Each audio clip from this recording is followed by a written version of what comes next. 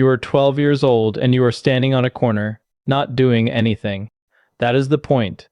You are standing and watching. A blue truck means nothing. A white sedan with mismatched plates means something. A motorcycle with two men and no helmets means call immediately. Your phone is a prepaid burner. You do not know the number you are calling. You do not ask.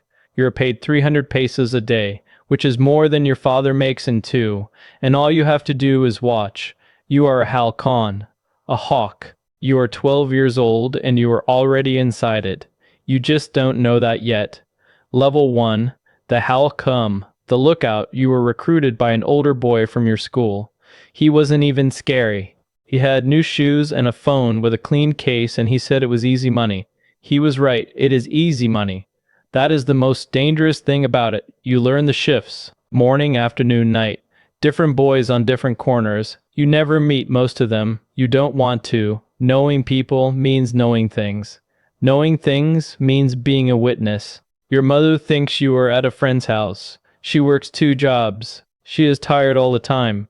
You tell yourself you are helping the family. You tell yourself it is temporary. You tell yourself a lot of things on that corner. One afternoon, a car slows down near you. You call the number. The car speeds up and keeps going. Nothing happens. That night, you sleep better than you have in months. You felt useful. You felt like you mattered. That feeling is the hook.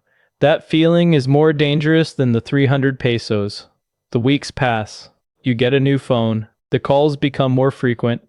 Nobody explains anything to you. You don't ask. You stand on the corner and you watch, and you are 12 years old and the world is already teaching you exactly what it thinks you are worth. Level 2. The dealer, the street satyr. You are 16 now. You don't stand on corners anymore. You move product. Small quantities. Wrapped in foil and slid between fingers in parking lots, outside schools, in the doorways of apartment buildings. You know the customers by nickname. You don't know their real names. They don't know yours. You carry a phone and a small knife, and you have been told what to do if someone tries to rob you. You haven't been robbed yet. You try not to think about what happens when you are. There is a hierarchy, and you are near the bottom of it, but you are no longer invisible. The men above you know your face now. They know your name. That feels like protection. It is not protection. It is the beginning of being accountable to people you cannot say no to. Your cousin asks you to stop. She is 17, and she already knows things that 17-year-olds should not know. She looks at you with her mother's eyes and says, please. You tell her you have it under control. You do not have it under control. Nobody at this level has it under control. Control is an illusion. They sell you in the same breath. They sell you the shoes and the phone and the easy money. But you keep going. Because the money is real, and because by now you know too much to walk away clean. Level 3, the sicario, the infraker. You are 19. Someone has handed you a gun. It is not the first time you have seen one, but this time it is yours. This time someone put it in your hand and told you that you belong to us now, and they meant it in both directions. You belong to them, and they belong to you. That is how they explain it. That is how they make it feel like family. Your first job is not a killing. It is a warning. You break a man's fingers in a parking garage, and you do not look at his face while you do it. And when it is over, you drive to your mother's house and eat the food she made, and she asks how your day was, and you say fine. That night is the longest night of your life. Not because of what you did, because of how little you feel. The jobs arrive more regularly. Some are beatings, some are not. You learn to separate the person from the moment. You learn to exist inside it without being inside it. You build the wall between who you are at the table with your family and who you are in the dark with a gun in your hand. The wall is strong at first. It has to be. Then slowly, over months and years, you realize the wall is the only thing left. You are not both men anymore. You are only the wall. Level 4. The quiet, the smuggler. You have been moved, up and sideways. You are not a street enforcer anymore. You move people now. Across the desert, through the tunnel system, in the back of refrigerated trucks. You are handed a route, a schedule, and a number to call if there is a problem. There is always a problem. You never call the number, because calling the number is a confession. You move dozens of people, then hundreds. Families mostly, some with children.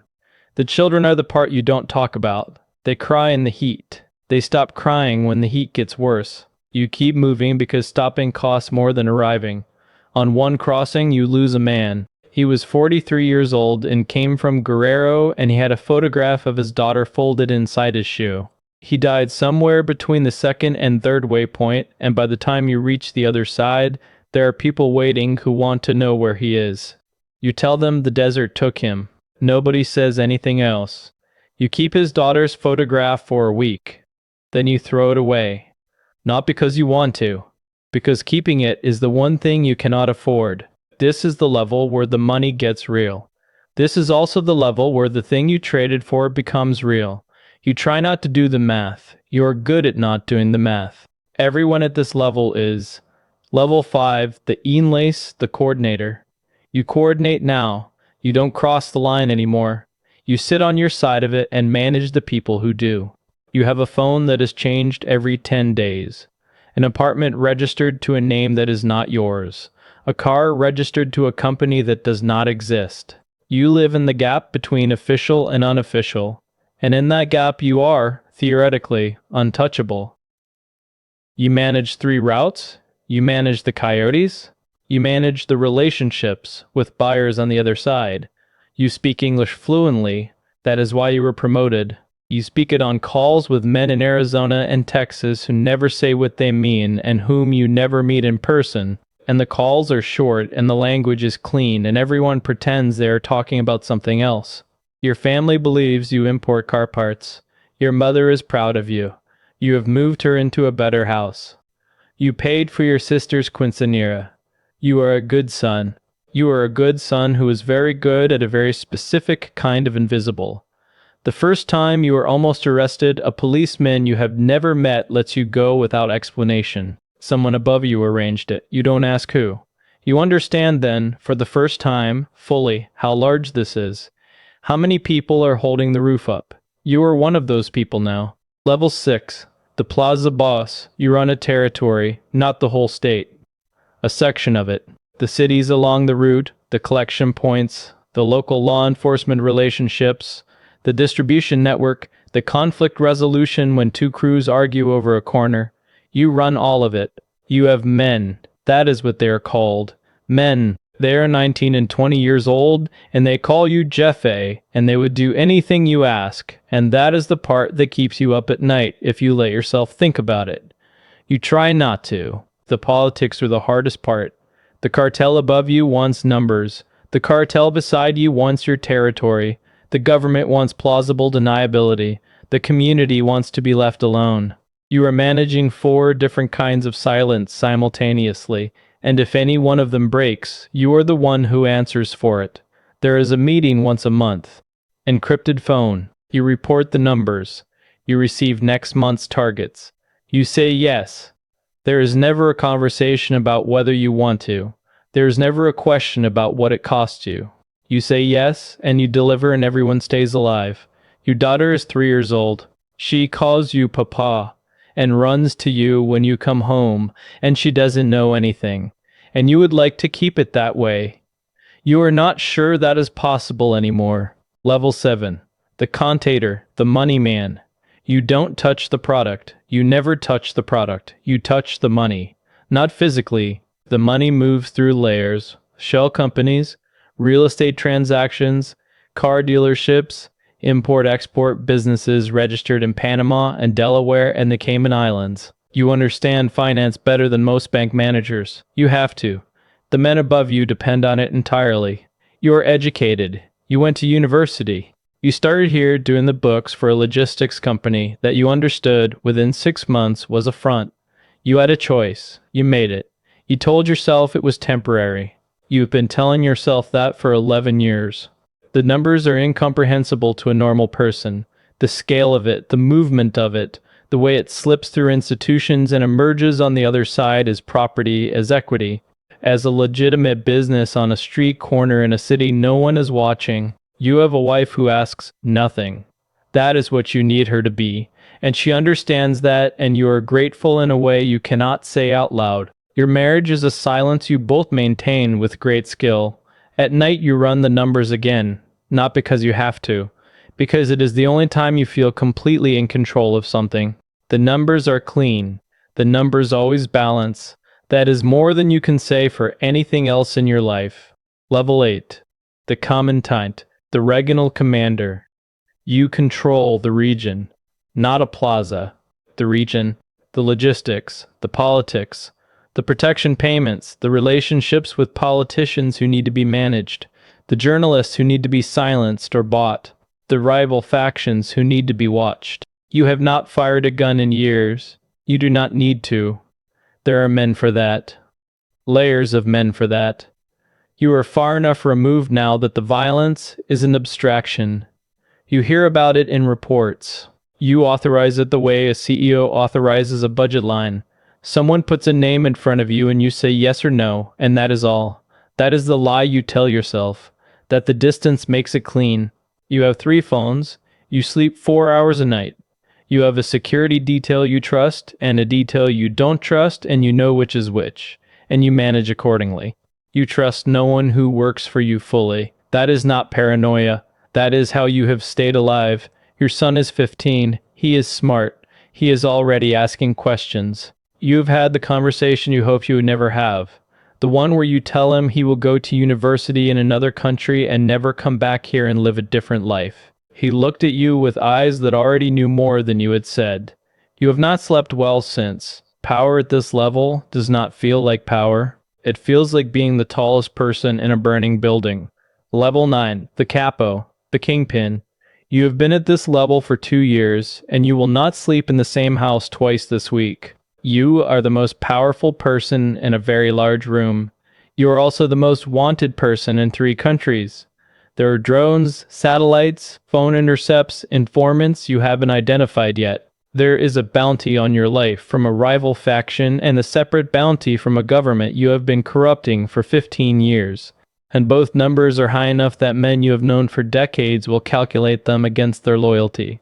You trust 3 people. One of them you are no longer certain about. Your days are structured around security, not comfort. You eat when it is safe. You move when the pattern changes. You communicate through intermediaries who communicate through other intermediaries, and somewhere at the end of that chain is a real decision that you made in a room with no windows while a man checked the street outside. The money means nothing now. This is not wisdom, it is arithmetic. When you have more than you can spend or hide or move, it stops being money and starts being a number. The number is very large. It does not make you happy, it makes you a target. You think sometimes about the halcon on the corner, the 12-year-old watching traffic for 300 pesos a day. You or him. He might be you someday. That thought comes in the night, between the moving and the not sleeping, and you hold it for a moment and then you put it somewhere you don't look. You are at the top. You are also completely alone. The cage is very large and lined with everything money can buy, and it is still a cage. Level 10. The ghost, the one weighted double way. You are 41 years old and you are sitting in an apartment in another country under a name that is not yours. You did not escape. That word implies a chase with an ending. You step sideways very carefully over a period of 3 years, transferring, disappearing, arranging the paperwork through channels that cost more than most people make in a lifetime. You are alive. That is the metric. You're alive and you're 41 years old and you are sitting in an apartment and your daughter does not know where you are. She is 14 now. She has her mother's eyes. You know this from a photograph someone sent you that you know you should never have allowed and which you will not look at again. Looking at it makes you the kind of man who might do something stupid. You cannot be that man. Not anymore. You have money, or clean enough. You have a business that requires your attention for 3 hours a day. You have a view of a city you are still learning. You have a name you are still answering to with the right delay. Not too fast, not too slow. What you do not have is the weight. The weight is gone. And this is the strangest thing. Stranger than the new name in the new city and the unfamiliar food. The absence of the weight. You carried it so long that you forgot it was weight. You thought it was you. Now it is gone and you are less than you were, but also more than you were ever allowed to be, and you don't know which of those things is true. At night you dream in Spanish. You wake up in a country that does not know who you are, and that is the most peaceful thing you have ever experienced. Closing Monagalaju. Somewhere in a dusty city right now, a 12-year-old boy is standing on a corner. He has a new phone, new shoes. Someone just told him it is easy money. He believes it. He has to believe it. It is the most believable thing anyone has ever offered him. He is on the first step of a very long staircase, and he cannot see where it goes. You can. You were him, and you cannot help him. The cycle continues.